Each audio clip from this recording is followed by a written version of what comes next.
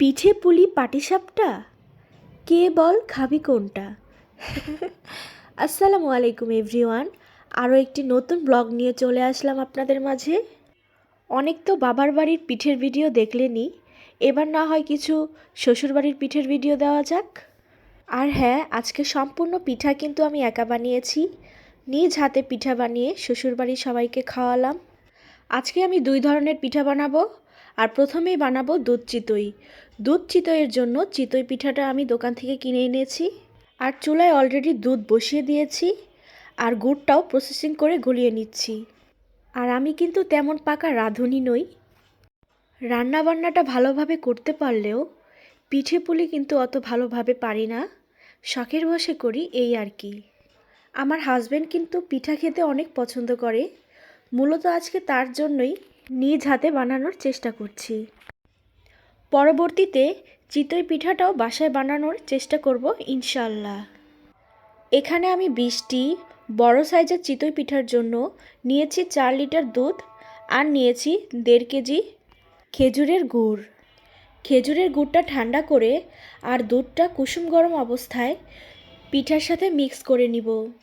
গরম দুধের মধ্যে খেজুরের গুড় মেশালে কিন্তু দুধটা ফেটে যায়, তাই এই ট্রিকটা ফলো করলে দুধ আর ফাটার সম্ভাবনা থাকে না।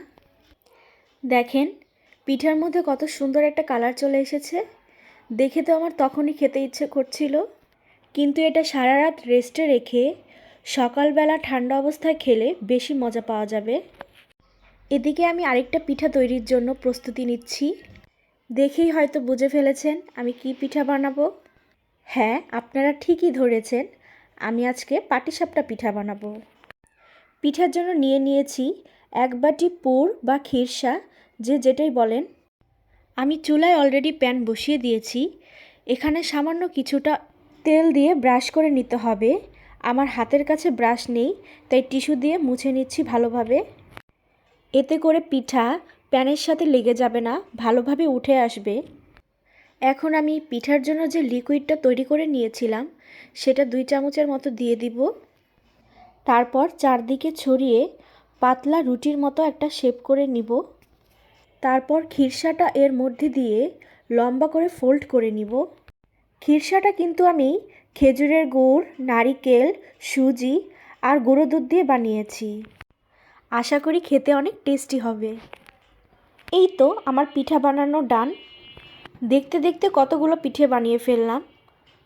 আজকের মতো এই পর্যন্তই। আগামী ভিডিও দেখার আমন্ত্রণ জানিয়ে বিদায় নিচ্ছি। আল্লাহ হাফেজ।